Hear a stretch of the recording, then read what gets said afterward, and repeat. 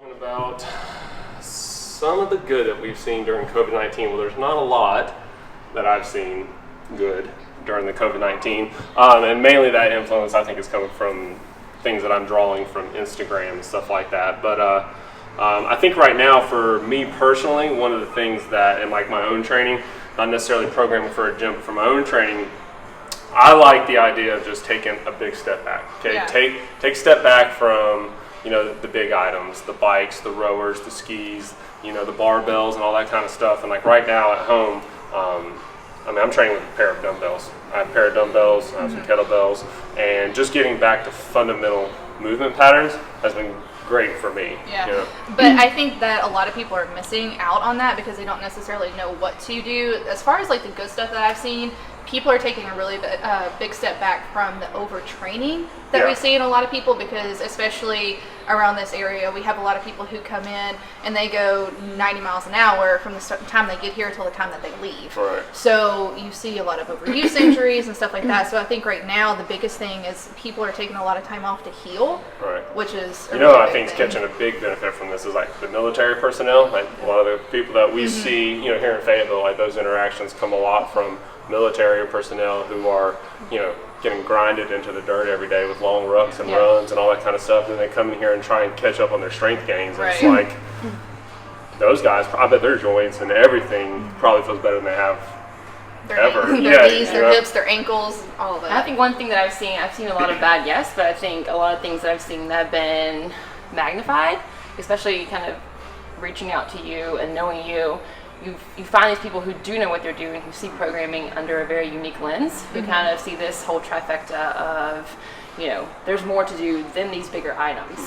And I think another thing that I've seen is people actually using their fitness. So like they're having to go out, like they're hiking if they can, or they're doing tons of yard work, or they're able to use their body, what they learn in here, and apply it out there. So y'all see your neighborhoods at night? Yeah, there are so many more people out in the neighborhood walking their dog, running, or anything like that. So I think that they're probably seeing a bigger transfer of like what they're accomplishing like in the gym transfer over to everyday life, which is the whole point of what we do. Exactly. Well, what we originally, when we started hearing about coronavirus, it all came down to, and we've learned a little bit more since then, but it was like, if you're healthy, you're fine. Right. If you're weak, Sure. you're at risk. Yeah, you know what I mean? And that was like just the fundamental basics of what we knew. So it was like, okay, people heard that. Well, health. What is health? Well, for some people, that might just be going out and, hey, honey, after dinner tonight, let's take the kids and let's go on a walk. Let's walk the dog. Let's get out in the yard and like get on our hands and knees and pull our weeds and stuff like that. Those are things that basic fundamental movement patterns that people probably haven't done in years. Right. I pressure washed my house a couple weeks ago, and like I was in like awkward positions that I haven't been into the entire time, just like basically just doing isometric holds for long periods of time, and I'm sitting there and I'm using muscles and doing things that I've never done before. And I think that what you alluded to, Sarah, is we're taking away these big movements, right? And for me as a programmer, the good part is made me better because I don't have a barbell to fall back on. You know what I mean? And guess what? Nobody wants to do dumbbell deadlifts and dumbbell front squats every day. Dumbbell push press and thrusters. Like, if that's it, there's got to be something else.